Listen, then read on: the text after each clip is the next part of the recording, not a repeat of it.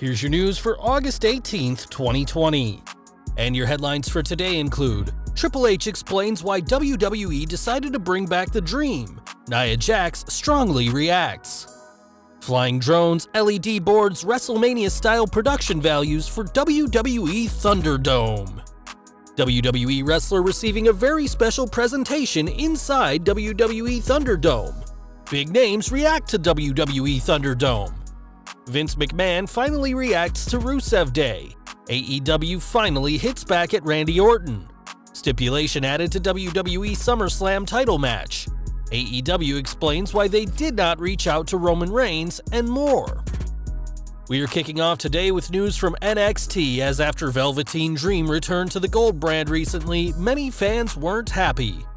Earlier this year, the former North American champion was accused of inappropriate messages to minors, including an explicit photo which Dream admitted was him, but claimed he'd been hacked, and a voice message that certainly sounded like the NXT superstar was also found.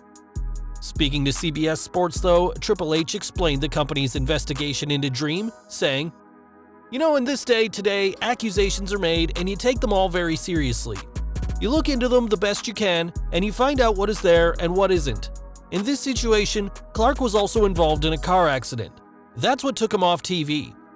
In the moment, after all this stuff happens and you look into it and you find that there is a situation that people bring to everyone's attention, you look into it and find that it is what it is and there's nothing there. Everything that we have done, we are comfortable with him continuing to do what he does and everything else. But he had a car accident. It stemmed down to people thought we removed him from TV for different reasons. We didn't.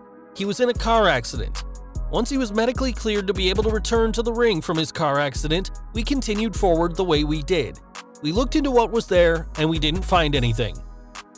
Whilst the former North American champion may have been cleared by WWE's investigation, there's still plenty of heat on him backstage for what's being called preferential treatment, with Nia Jax responding to a post about the investigation with a series of clown emojis, as it seems she feels the investigation was a joke.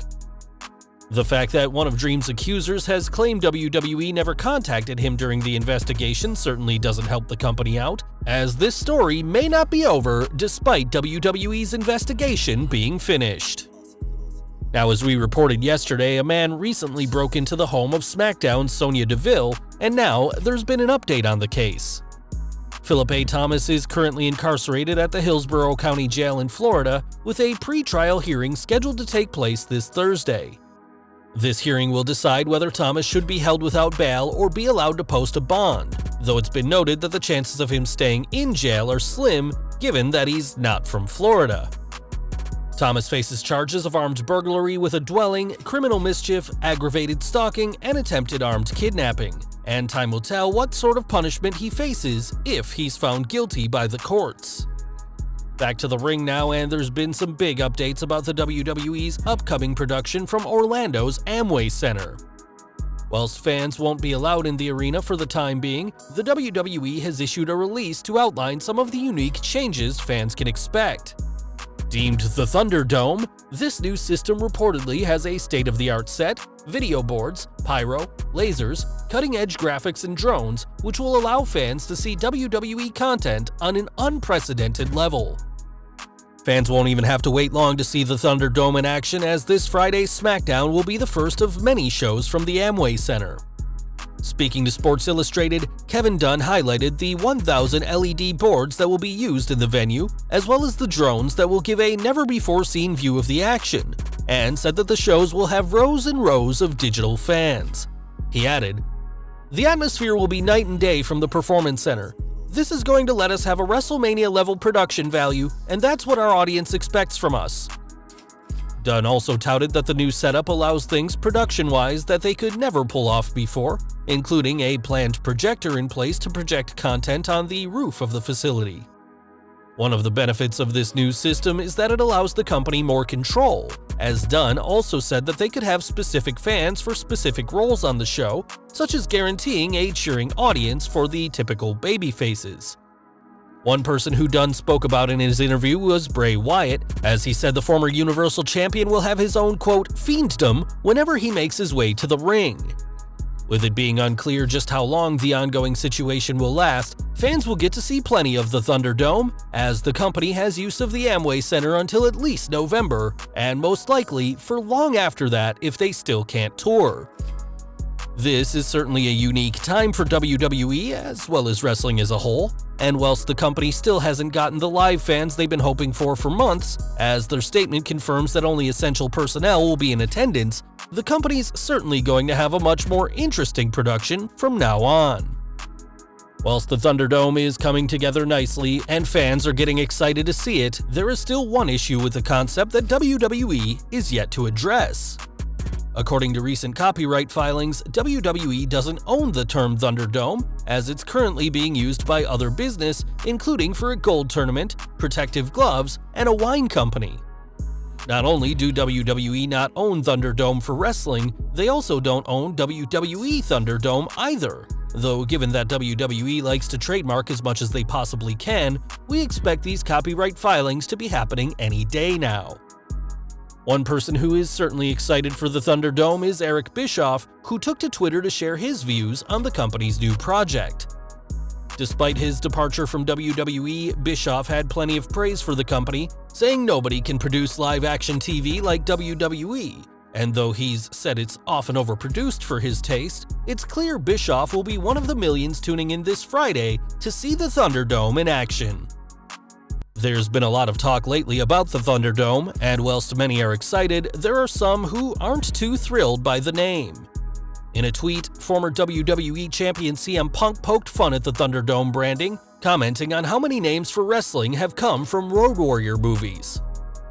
Explaining himself in a subsequent tweet, Punk pointed out that terms such as Road Warriors, The Match Beyond, and Thunderdome have all come from the post-apocalyptic world of Mad Max.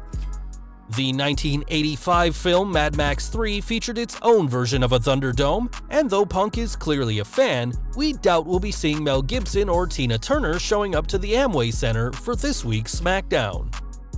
Speaking of Punk, the former world champion has continued to watch WWE despite backstage being canned, and he's had plenty to say on the recent Retribution stable. On this week's show, the group of anarchists hijacked Raw's production truck, and after forcing the employees out, destroyed the equipment, temporarily taking the red brand off the air. We've still no idea who Retribution is, as it's been reported that those we're seeing now won't be the people who are unmasked, though on Twitter, Punk commented that the group should be grandchildren of former territory leaders who were taken over by Vince McMahon.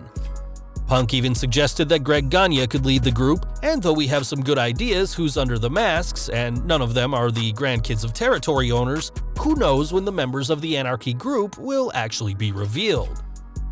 One person who isn't in Retribution is Miro, who's commented on the Ryback show about his WWE career. Speaking about the chant that arguably made his career, the former Rusev spoke about how the company wasn't on board at first and deliberately would book him in early segments so that the fans would get the chant out of their system. Rusev also addressed speaking to Vince McMahon about how the company wasn't capitalizing on Rusev Day, causing the boss to say that the fans were making fun of him by chanting his name. He added, "They're shoving me down and I don't understand why. What am I fighting for? I did everything, right? I went to acting classes, I started working on my body, I did all the extra stuff. I was just defeated." Following his release earlier this year, Miro has gone on to become a full-time Twitch streamer, and a successful one at that. And we doubt anyone is donating to him to make fun of him, despite what WWE might want fans to believe. One person who's not leaving WWE anytime soon is Randy Orton, despite the Viper's recent back and forth on Instagram with AEW's Matt Jackson. It turns out their spat didn't end on Instagram though, as during Being the Elite, Jackson pointed out how AEW needs to target the over 50 demographic, a group WWE consistently scores with, and after saying they needed something boring, slow, and plotting, added that he doubts WWE will let them use Orton's matches. This is certainly shaping up to be an interesting battle between Jackson and the Legend Killer, and whilst the Viper teased joining AEW last year before signing a multi-year deal with WWE, don't expect these two to settle the score in the ring. We're looking ahead to SummerSlam now, as this week's Raw saw a major change made to Sunday's event. During Raw, US Champion Apollo Crews defeated Shelton Benjamin, partly due to a distraction by R-Truth and the Ninjas, and per the match's stipulation, it means that the Hurt Business will be banned from ringside for SummerSlam's US title match between Crews and MVP. A former two-time US and Tag Team Champion in his own right, MVP is no stranger to winning big-time matches, but will have to do it all by himself this Sunday when he faces Crews. Over to AEW now, and though we already know that the company has plenty of former WWE stars, including reigning champions Jon Moxley and Cody, it could have had many more. During a recent episode of Wrestling Observer Radio, Dave Meltzer spoke about current WWE superstars considering a move to the competition, saying, "Virtually everyone in WWE, including guys who have claimed different, at one point or another have called up people in AEW trying to see what they can get or have had interest." Meltzer went on to say that whilst nearly everybody has contacted AEW, one person who hasn't is Roman Reigns, as the former Universal Champion is more than happy in WWE. Whilst it's likely that some current superstars have reached out, we recently reported that Braun Strowman denied that he'd reached out to AEW, brandishing any claims as fake news. It's entirely likely that more former WWE superstars will one day join Tony Khan's promotion, and if Meltzer is to be believed, those superstars have already inquired about the big jump. And we're ending with news from the Octagon, as Daniel Cormier recently retired following UFC 252, and though his last fight had some eye-gouging controversy, there's plenty of parties that have their sights set on him. On the latest Saturday Night Special, Dave Meltzer confirmed that WWE still has interest in Cormier, which stems from his confrontation with then Universal Champion Brock Lesnar at UFC 226 in July 2018. Fox also have an interest in signing Cormier, and in the past, Cormier has shown an interest in joining the wrestling world, either in the ring or on commentary. Cormier's loss via decision to Stipe Miocic was a huge deal, as was his subsequent retirement. But if WWE and Fox have their way, the former UFC heavyweight champion won't be leaving the world of combat sports just yet.